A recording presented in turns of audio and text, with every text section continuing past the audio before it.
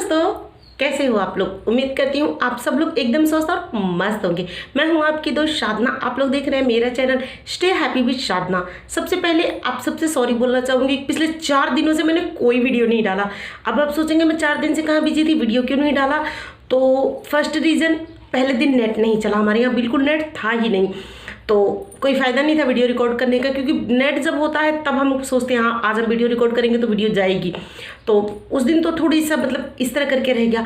Next day यानी कल वाला दिन तो बहुत ही बुरा था, बहुत भयंकर दिन था। कसम से मैं आपको बता नहीं सकती कल क्या बीती हम सब पे। एकदम शॉकिंग, एकदम टोटल शॉक देने वाला दिन था। एकदम खुश थी, पूरा दिन बहुत खुश थी। और लगभग 2 बजने वाले थे और मैंने मतलब किचन में जाके 1:30 बजे ही जाके मैंने फटाफट रोटियां बनाई, क्योंकि 2 बजे बच्चे आते हैं तो मैं बच्चों के साथ ही लंच करती हूँ। दोपहर का लंच मैं उनके साथ करती हूँ। सुबह क्या होता है, इनको ड्यूटी जाना रहता है, ये ड्यूटी चले जाते हैं, बच्चे अपना टिफिन लेके स्कूल चले जाते हैं। तो बस्ती में हूँ तो मुझे घर का झाड़ू पोछा बर्तन या सारा काम करके नहा के पूजा करके उसके बाद मैं नाश्ता करती हूँ। तो मुझे नाश्ता करने में 10, साढ़े 10, 11 भी बज जाते हैं। तो मैं लंच जो होता है वो बच्चों के साथ करती हूँ। नाश्ता मैं अकेले फ्री टाइम में जब एकदम टोटल फ्री हो जाती हूँ, सब काम करके फ्री होती हूँ, तब मैं नाश्ता लेके बैठती हूँ।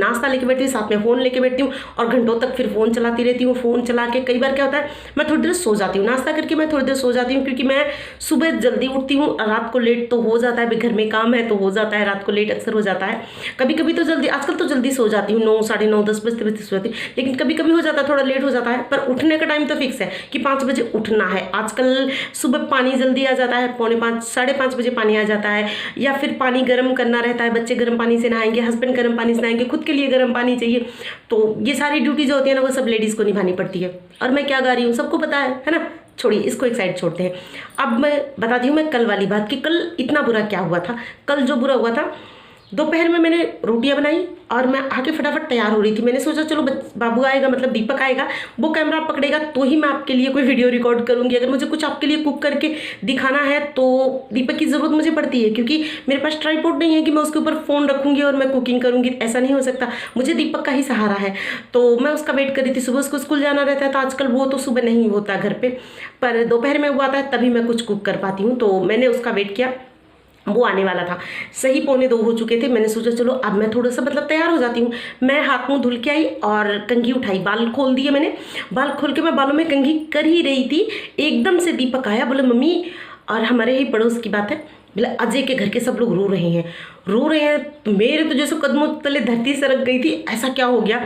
फिर मुझे याद आया उनके 2 बेटे हैं। उस जो आंटी जी हमारे घर के सामने रहती हैं, उनके 2 बेटे 2 बेटी थी। तो करीब 8-9 साल पहले मतलब उनकी बेटी जो छोटी वाली थी, उन दोनों बहनों की एक ही घर में शादी हुई। यहाँ हरियाणा की सारी लड़कियों की शादी 99% राजस्थान में ही होती है। तो उसकी शादी राजस्थान में हुई है, तो उन दोनों बहनों की शादी राजस्थान में हुई थी।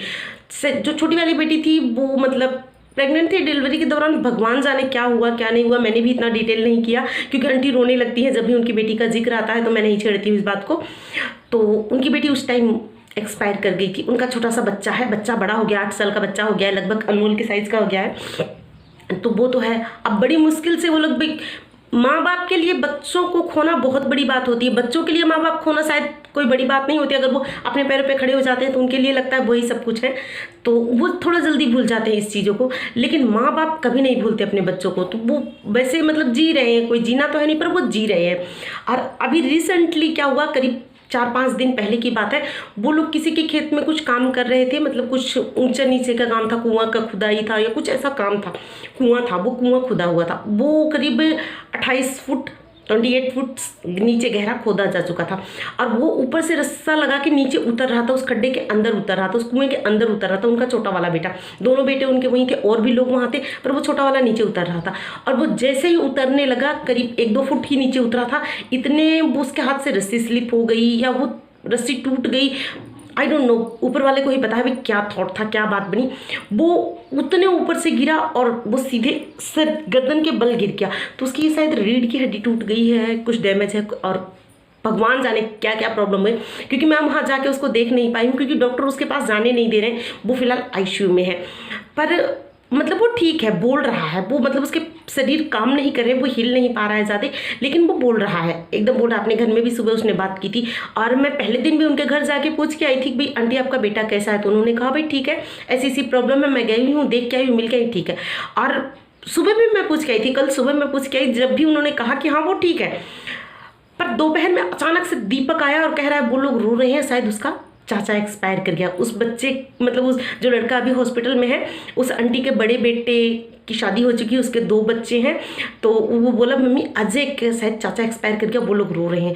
और मेरे बाल खुले थे, मैं बालों में कंघी कर रही थी, डर के मारे और घबराहट के मारे, मुझे कुछ समझ में नहीं आया तू कैसे है, मतलब मुदुल के आई थी तो कुछ नहीं था, और कंघी मेरे हाथों में थी, बालों में कंघी थी, हाथों में नहीं, बालों में कंघी थी। और मैं जल्दी जल्दी अपने साड़ी का पल्लू सिर पे रखी और भागती चली जा रही हूँ उनके घर के लिए, चप्पल नहीं और कुछ नहीं, कंघी बालों में एकदम से भागती चल पड़ी।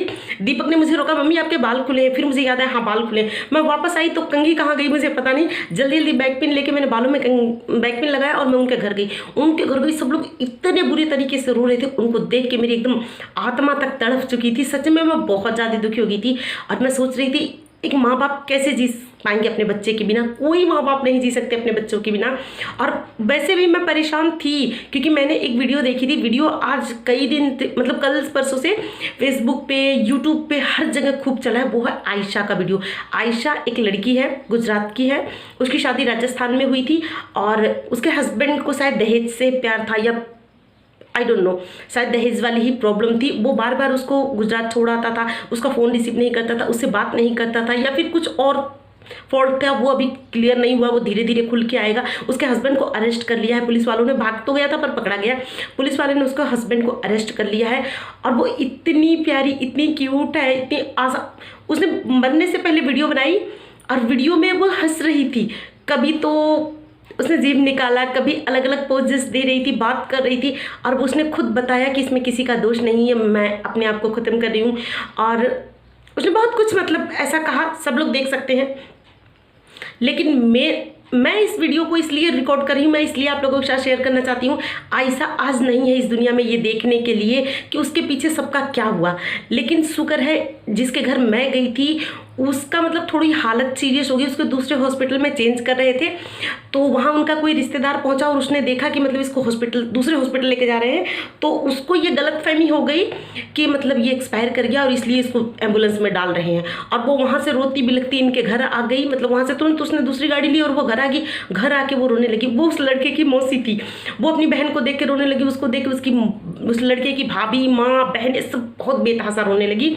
लेकिन थैंक यू भगवान जी का, शाम होते होते सबको पता चला ऐसा कुछ नहीं है, वो एकदम ठीक है। उसको किसी और हॉस्पिटल में रेफर किया गया क्योंकि उसकी हालत में ज़्यादा सुधार नहीं आ रहा था, मतलब उसके शरीर का बोल रहा है नॉर्मल है, एकदम ठीक है वो।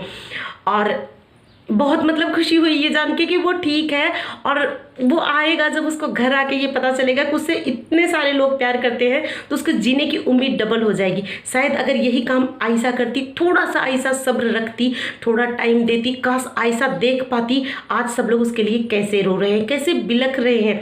जिंदगी खत्म करने का नाम नहीं होता है, जिंदगी हमको ऊपर वाले ने दी है तो उसे लेने का हक भी सिर्फ उसका है, हमारा हक है उसको बेहतर तरीके से जीना।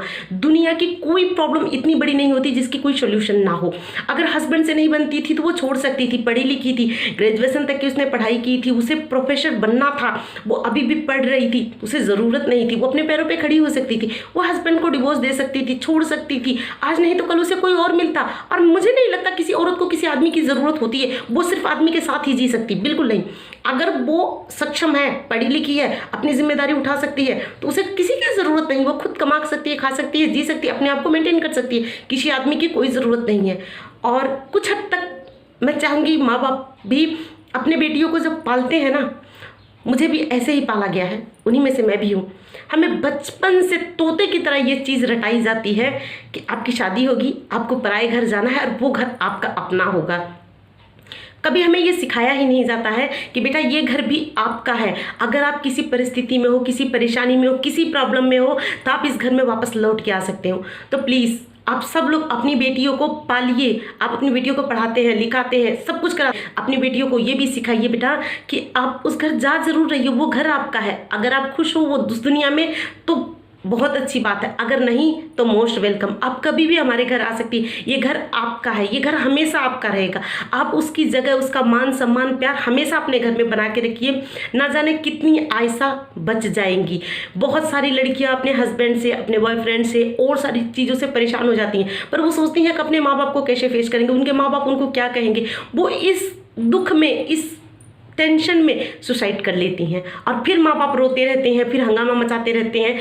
तो प्लीज़ सभी माँ बाप से अपील है, प्लीज़ आप अपने बेटियों को पढ़ाएं, लिखाएं, सब कुछ सिखाएं, लेकिन साथ साथ उन्हें ये भी बताएं कि ये घर उनका अपना है। कभी भी कोई भी प्रॉब्लम हो, कोई परेशानी हो, वो आपके घर आ सकती हैं। आपके घर में उनका वही मान सम्मान होगा, वही जगह होगा। बेटियाँ कभी किसी पे बोझ नहीं होती। जब आप अपनी बहुओं को रख सकते हैं तो बेटियों को क्यों नहीं। आपकी बहुएं आपके लिए आपका वारिस देंगी तो क्या हुआ, आपकी बेटियां आपके बुढ़ापे का सहारा बन सकती हैं, वो भी आपको पाल सकती हैं, वो भी आपको रख सकती हैं। आज नहीं तो कल उन्हें कोई और अच्छा मिल जाएगा, नहीं अच्छा मिलेगा तो भी वो अच्छे से जी तो सकती हैं, कम से कम वो जिंदा तो रहेंगी।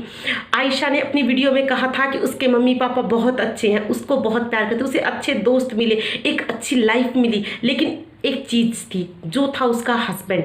शायद उनमें कुछ तो ऐसा था जो उनके साथ रहने लायक नहीं था, उनके जीने लायक नहीं था। तो उस टाइम आयशा को थोड़ा सब्र रखना चाहिए था, या फिर रखा होगा, उसने सब्र रखा होगा। इतनी आसानी से कोई इतना बड़ा फैसला नहीं ले सकता। अभी देखिए, कभी भी हमको कभी हमको थोड़ा सा झटका लग, जैसे बिजली गए, शॉक लग जाते हैं तो हम कितना डर जाते हैं। कभी हम कहीं गिरने वाले होते तो कितना डर जाते हैं। मरने का ही तो डर होता है जब हम डर जाते हैं। कुछ भी बुरा होता तो हम कितना डर जाते हैं। तो आयशा भी इतनी आसानी से तो नहीं मरी होगी, इतनी आसानी से तो उसने ये डिसीजन नहीं लिया होगा कि उसे मरना है। लेकिन शायद इससे बेटर कुछ और हो सकता था। इससे अच्छा अगर वो जीती तो शायद उसकी लाइफ और अच्छी होती, कुछ और अच्छा वो कर पाती। इस वीडियो को मैंने बहुत लेंथी कर लिया है, मैं जानती हूँ, लेकिन मेरी बात बहुत ज़रूरी थी। मैं आप लोगों से ये कहना चाहती थी, प्लीज़ ऐसा कोई ना करे। कोई परेशानी कुछ भी इतनी बड़ी नहीं होती। अगर आयशा जिंदा होती तो वो ये देखती, वो समझ पाती कि उसके घर वाले, उसके फैमिली वाले उसे कितना प्यार करते हैं। रिसेंटली मैंने एक कांड किया था, मेरी और मम्मी से कुछ कहा सुनी हुई, मेरी मम्मी से थोड़ी सी किसी बात पे गर्मा गर्मी हो गई।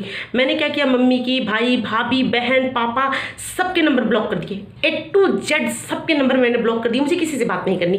क्यों, मुझे ऐसा लगा जैसे मेरी वैल्यू नहीं है उनकी ज़िंदगी। उन्होंने मतलब मेरी शादी कर दी, मेरी विदाई कर दी, मेरे बच्चे हो गए, मेरा परिवार हो गया, तो अब मुझे उनके घर में या उनकी लाइफ में मेरा इंटरफेयर ठीक नहीं है, या फिर अब उनकी नज़रों में मेरी वैल्यू नहीं है। पता नहीं, मेरे मन में अजीब अजीब से थॉट आने लगे। तो मैंने कहा, सब लोग तुझे छोड़े, इससे पहले तू सबको छोड़ दे।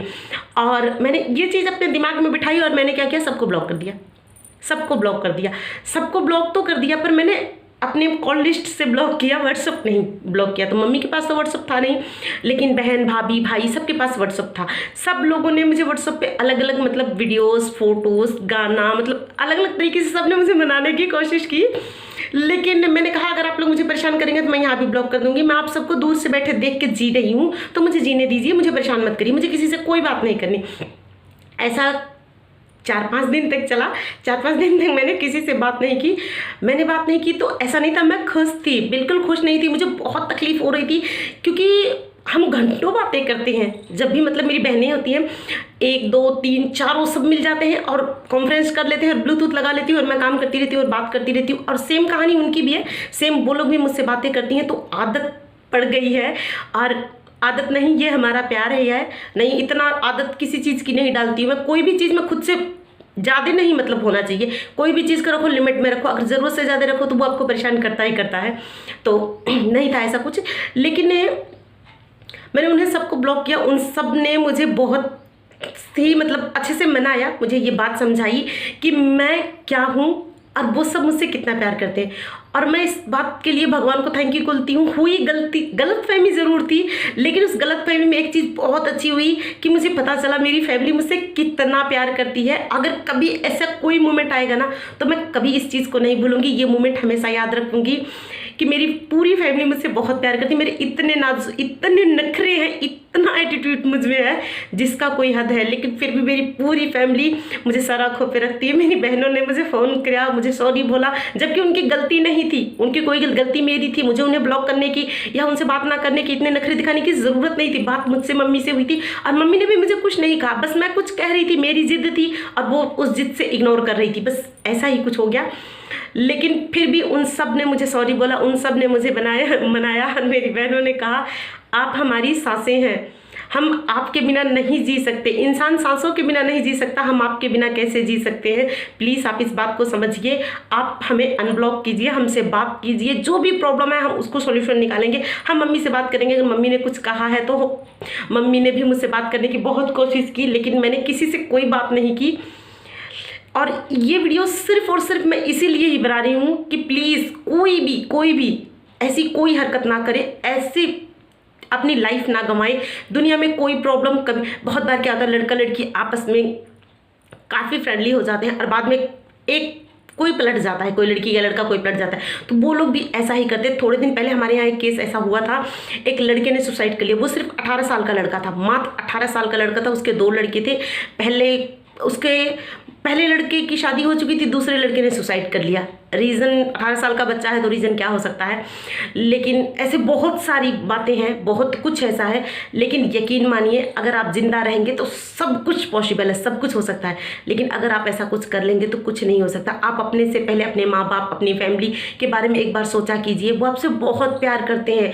आप कोई भी माँ बाप कभी नहीं जी सकते, क्यों मैं खुद एक माँ हूँ, मैं जानती हूँ मैं कितने अरमानों से अपने बच्चों को पाल रही हूँ, कैसे उनको पढ़ाती लिखाती हूँ, कैसे उनकी केयर करती हूँ, कैसे उनकी छोटी छोटी बातों में खुश हो लेती हूँ। तो मैं समझ सकती हूँ, मैं आपके एज से ऊपर हूँ और जो माँ बाप हैं उनसे थोड़ी सी नीचे हूँ, तो मैं ये बात समझती हूँ कि माँ बाप को कैसा फील होता है और बच्चों को कैसा फील होता है। लेकिन यकीन मानिए, कोई परेशानी इतनी बड़ी नहीं हो सकती कि उसका सोल्यूशन ना निकले। प्लीज़ आप सबसे हाथ जोड़ के मैं विनती करती हूँ, प्लीज़ कभी भी कोई भी इतने बड़े कांड ना किया करो, सुसाइड जैसी बात ना सोचा करो। प्लीज़ यार मत सोचा करो। बहुत मुश्किल से एक माँ 9 महीने अपने बच्चों को पेट में पालती है, मैंने पाला है, मैं जानती हूँ कितनी तकलीफ़ होती है। प्लीज़ उस माँ की तकलीफ़ के लिए प्लीज़ कोई ऐसा दोबारा मत करिएगा। तो आज की वीडियो में बहुत ज़्यादा लेंथी कर चुकी हूँ, उसके लिए सॉरी चाहती हूँ। लेकिन आप लोग प्लीज़ वीडियो पूरा देख लीजिएगा। वीडियो अगर ना भी पसंद आए तो भी लाइक कर दीजिएगा, आप शेयर भी कर दीजिएगा। सब्सक्राइब मत करिएगा कोई बात नहीं, पर इसको शेयर जरूर करिएगा, शायद किसी के समझ में आ जाए, शायद कोई थोड़ी सी वैल्यू कर ले अपने माँ बाप परिवार की और सुसाइड करने से बच जाए। प्लीज़ आप अपने परिवार से बात करिए, सब ठीक हो जाएगा। मैंने करके देखा है और सब ठीक हो गया, हो जाएगा, आपका भी हो जाएगा। प्लीज़ ट्राई करिए। चलिए फिर मिलती हूँ एक और अच्छी सी नई वीडियो में। तब तक के लिए आप सब खुश रहिए, स्वस्थ रहिए, मस्त रहिए, मेरी वीडियो देखते रहिए। बाय।